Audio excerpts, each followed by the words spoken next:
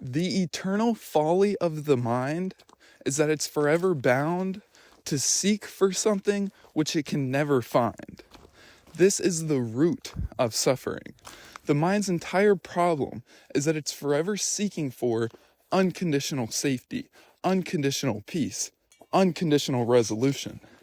But the mind can inherently never find the unconditional. It can never find what it's seeking for because the mind is inherently conditional. The mind exists within the world of form, and so it can never perceive or understand that which transcends the world of form. This is the mind's entire problem.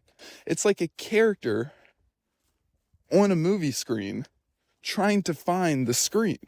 The character can never find the screen. The character is the screen. The character is made of the screen, and the character always is the screen. The character never isn't the screen, but the character can never find the screen because the screen is unconditional. The screen is the transcendent. That's the infinite nature. The screen is the pure potentiality. That's the absolute, the unmanifest. But the mind, this is why the nature of the mind is suffering, because the mind is really just doing its best. It has this sense of lack. It has this sense of unsafety, of missing something. And so it's forever caught in this repeating cycle of looking for something which it can never find. It projects that root desire of merging with the absolute, of living from the transcendent nature. It projects that outward into looking for conditional safety, looking for conditional peace, looking for the perfect job or the perfect amount of money or the perfect relationship. It tries to project that outwards, and that's the entire wheel of samsara. That's why it's like the serpent eating its own tail. It's forever bound to that loop. And that's why when we leave the Garden of Eden, it's from the allure of the serpent. It's getting baited in to that demiurge, that root urge, to go into fear, to go into reactivity, to go into seeking energy. And from that seeking energy, from that separation, that root of separation, the mind is then forever trying to find its way back to that transcendent level. And so it is looking for it in the world of form, but it can never find it in the world of form. It can only find it in the transcendent, in being the screen. And this is why every great master, whether it's Buddha or Jesus or anyone, all spiritual practice, it's about relinquishing attachment to the world. They tell you not to be attached to samsara, not to be attached to worldly desires, not to be attached to the illusory realm. But the paradox is, where most people get stuck, is they think that means that the relative world doesn't matter. But that's not true. That's the paradox, is you actually live in the relative world in the highest way possible when you're able to live from this non-attachment. Because when you're living from that non-attachment, from just that transcendent neutrality, just that isness, that's when you're living as the screen. You're living as the screen rather than the character on the screen. And the screen is the infinite nature. And the screen is unconditionally safe. The screen is never hurt or harmed by anything which appears on the screen. The character may be, the world of form is inherently crumbling. It inherently, at some point, everything within the world of form is bound to dissolve. It's inherently conditional. It's inherently fleeting. But the screen is unconditional. And so it's not just unconditional peace, it's also access to your infinite nature. This is why Nisargadatta says that the answer to every problem is to rest as the I am, to abide as the I am, to live as that. And the I am is your transcendent nature. It's that isness, which is prior to mind. It's living from the screen rather than from the content on the screen. And if you're watching this video, you're already familiar with living from the isness. The isness is such a simple, subtle shift. You're probably able to do it when you're listening to spiritual videos. That tends to be how it is for spiritual seekers, is they go into that neutrality, that transcendent neutrality, that isness. They go to it during the spiritual videos, but then they feel like they can't access it during other moments of their life. They feel like they can't access it during more challenging situations or during the movement of life. But you actually can access it during the movement of life. It's the exact same way as how you access it any way else. It's just that extremely simple, subtle shift in perception. It's going from focusing on the content on the screen to just being the isness. It's just going to that effortless, impersonal awareness. And the isness is always there. The isness is never not there. And so you can always just make that simple, subtle shift to where you're being the isness. The frozen energy, the mind, the lower mind, doesn't understand the isness. That's the mind's eternal problem, is it doesn't understand the isness. It doesn't trust the isness, because the isness, the mind can't see the isness, because the mind is made of the isness. The screen is prior to the character, and the isness is prior to the mind. So the mind rebels against the idea of isness, because the mind, again, is looking for that conditional safety. But the funny thing is, if you're a spiritual seeker and you've had spiritual experiences, I'm sure you've experienced that when you are in those deeply spiritual states and you are living from that isness, the mind actually loves it. The mind delights and loves to serve and to live from that isness. It's just that it struggles to fall into alignment with that sometimes. It's like the mind is the demiurge, the lower mind. It's that primal root instinctual urge to succumb to fear and reactivity, to succumb to the old patterns rather than living as the creative nature. The creative nature is the isness, because the screen is infinitely creative. The screen has no limits. The screen can rewrite the form however it wants. The screen is limitless and the screen is boundless, but the mind is forever bound to seeking for something which it can never find. But then, and that's why they say that the mind makes for an excellent servant, but a horrible master. The mind was never made to lead. The mind is meant to serve. It's not that you want to get rid of your mind. The mind is excellent when it's flowing in accordance with your true nature, when it's flowing from the isness and it's flowing from inspiration and creativity rather than reactivity and fear. The mind is excellent. And yeah, like it's an excellent servant. Another way of looking at it is the mind is like a child, a little kid, and the little kid thinks that it wants to be in charge. The little kid, it's like the prodigal son. It thinks that it wants to be in charge and to lead the house and to do whatever it wants. But very quickly, if the child were to do that, the child actually finds out that it does not want to lead. The child doesn't want to be in charge because the child doesn't have the wisdom or the intelligence to be in charge. If within a couple of days of a toddler or a young child being in charge, it would be miserable and it would want its parents to be in charge. The child doesn't want to be in charge. It wants to be cared for and loved by the father. And the father and the mother is your infinite nature. That's your true nature. And that's what the mind is seeking. The mind is seeking to live from the isness, from that transcendentness. And that's very key to see. It's not that the mind is like, the demiurge is not actually evil. The root of evil is confusion. It's lack of clarity. That's why evilness and darkness are the same thing. Like what makes the lower mind or the demiurge evil, it's not actually evil. It's just confused. It's trying to find safety in a world which it can never find safety. But the paradoxical thing is, when the prodigal son goes back to the father, it goes back to its infinite nature. The father doesn't shun the child at all. The father takes full care of the child, and that's what happens when you live from your infinite nature. When you return and you live from the isness, you're living in alignment with your true nature, and then that's when life becomes the best that it can possibly be. That is how you transmute all energy. If you're having any problem in your life, the way that you change it is by being the isness to the problem. The root of repeating patterns of manifesting negative problems is on the subtle energetic level. It's on the subtle reactive patterns. When you're having problems on a more gross level, it's because, like, in terms of your worldly experience, it's being projected to you on the more gross level to reveal to you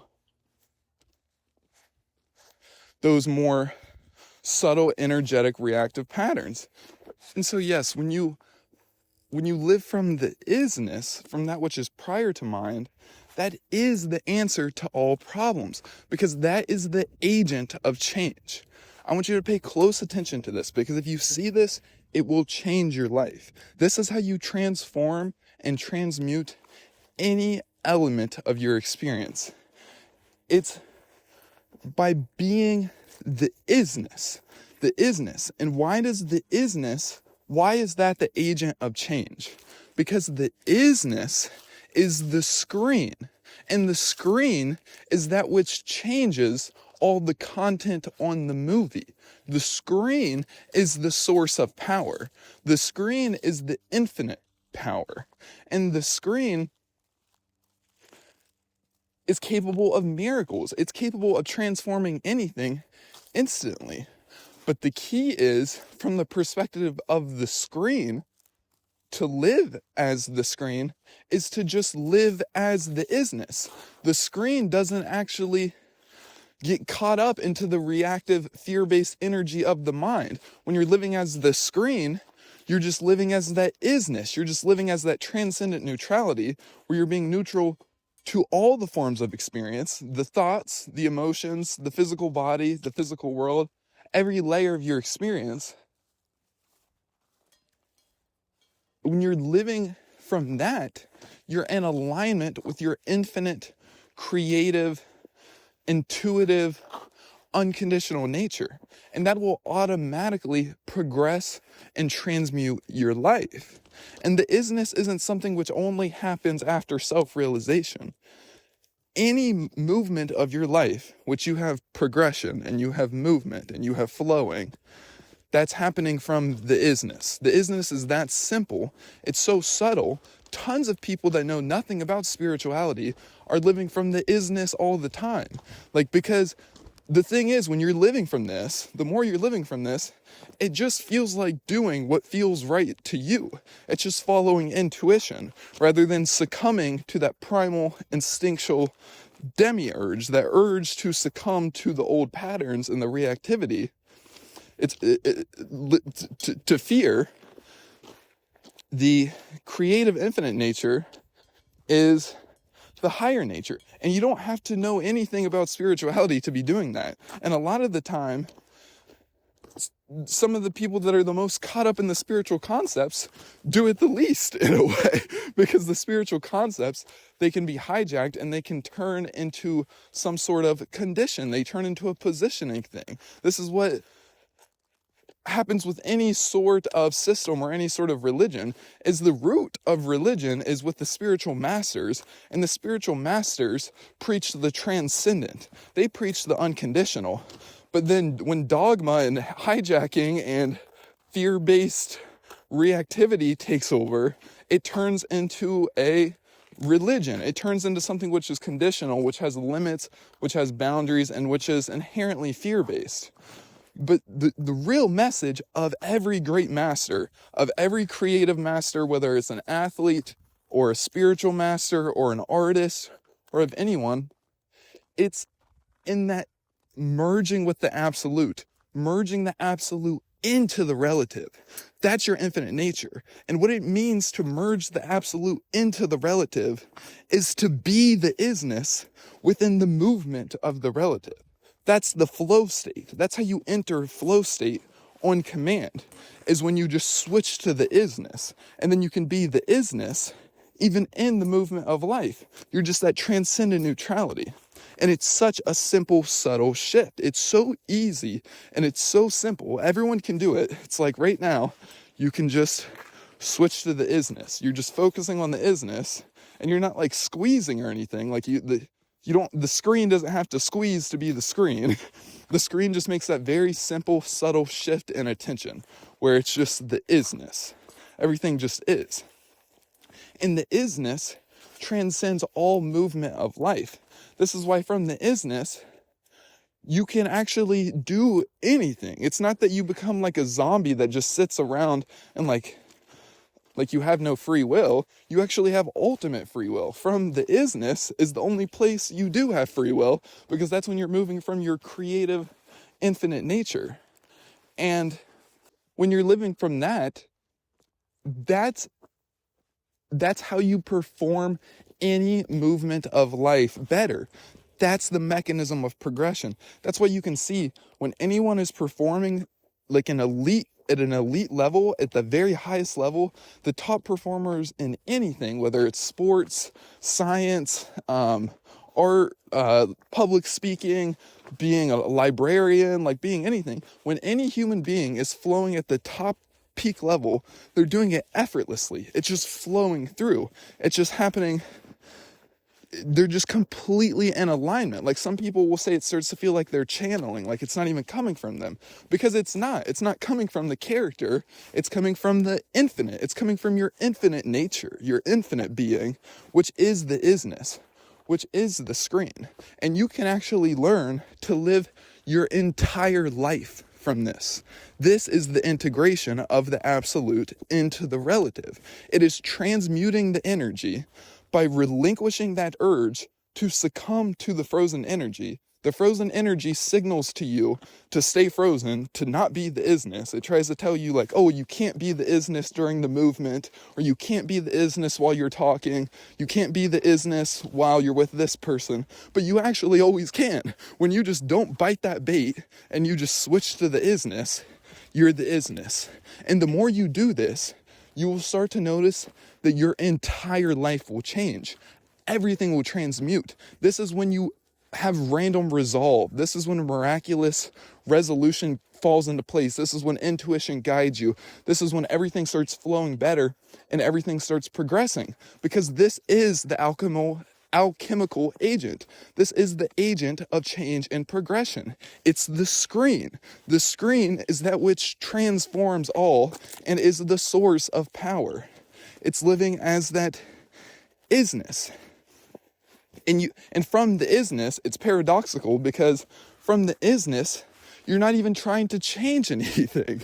Like you're not trying to say, because if you're going into the isness and then you're saying, well, I'm only in the isness because I'm secretly trying to change things, like I'm not really happy with how things are, then you're not really in the isness. The isness, it just is. It's allowing everything to just be as it is.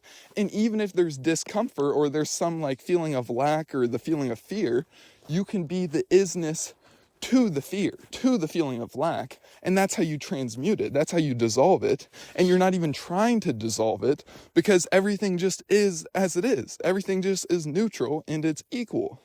And when you live from that, that is when there is no upper limits of life. That is the merging of the Shiva and Shakti, and that is how you take on cosmic consciousness. You can live every moment of your life from flow state. Even conversation, even activity, even cooking, even driving, even sex, anything. This is how you make anything better. And there's no upper limits with it. It just keeps becoming more refined and more subtle and more amazing. The more you live from the isness, everything just automatically transmutes and expands and resolves, and you're living from your miraculous, infinite, divine nature. And nothing can ever stop you from that. That's why people say that you could never leave your true nature. You could never leave the isness. You're never not the isness. But from your infinite nature, from that ultimate liberation, you have the ability to bite the bait. To bite the bait of the allure of the serpent, and to go into the cycle of reactivity. To go into the wheel of samsara, the wheel of karma, the serpent which is forever biting its tail. That's going out of the isness. But of course, all of that still is the isness, but it's focusing on separation. It's focusing on not being the isness.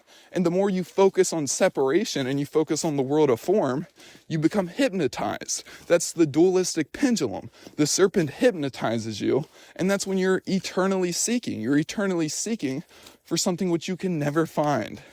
And that is the root of suffering. And this is how you extract it. This is how you dissolve it. It's from the isness. That is your infinite nature, and that is your highest purpose. And from the isness, there is no limits to your life. From the isness, you can be fully authentic, because what you authentically are is your true nature, is that transcendent effortlessness, which includes all forms of life. And that's when you actually take on that 200% experience, because you're 100% man, you're 100% the relative, and you're fully active and involved in the world, but you're also 100% the absolute. You're fully transcendent. So you don't ever get caught up in fear or reactivity. You still respond to life, but you don't react. You creatively respond. And every movement of life, which is flowing from this isness and isn't flowing from fear and reactivity, is a creative response. Creativity isn't only when you're making art. Every movement of your life, when you're being authentic and you're just being that isness and you're just being that neutrality, that is creativity. That's stepping out of the pattern. That's stepping out of the wheel of karma. And that's your infinite nature. That is your highest purpose, is to live from that. And you can live from that in everything. Integrate it into every movement of your life, and your entire life will transform. It will blossom. It will progress. And you will have unbelievable miracles on every layer of experience. This is your true nature. Do not settle for apathy. Flow with the isness. Be the isness. Be that transcendent neutrality, and there will be no limits, because your infinite nature has no limits. It's that isness. It's that merging with the present moment, allowing everything to be as it is. And from there, life will just take care of you. That is your true purpose. That is your true nature. That is what you came here to do. That is how you alchemize and transform your experience. And that is the purpose of life. Enlightenment is the human. The human system is constantly trying to evolve towards enlightenment, towards that isness. The only thing that stops it is the fear-based reactivity, is the clamping down, is the succumbing to the signal of the frozen energy. But as you live from that isness, everything will blossom. Everything will be miraculous, and you can live the life of your dreams. That is your purpose. And don't ever settle for less. Don't ever settle for conditional safety. The unconditional, that is your home. That is your true nature. And the unconditional can never be taken from you. That's why you never left home. Your true home is the transcendent home, and you could never leave there. Just as the character could never leave the screen, you could never leave the isness. You could never leave your transcendent infinite nature. And you can always make that switch. It's that simple, subtle shift in perception to just being the isness, flowing with life, and life will just completely take care of you. That's my message for today.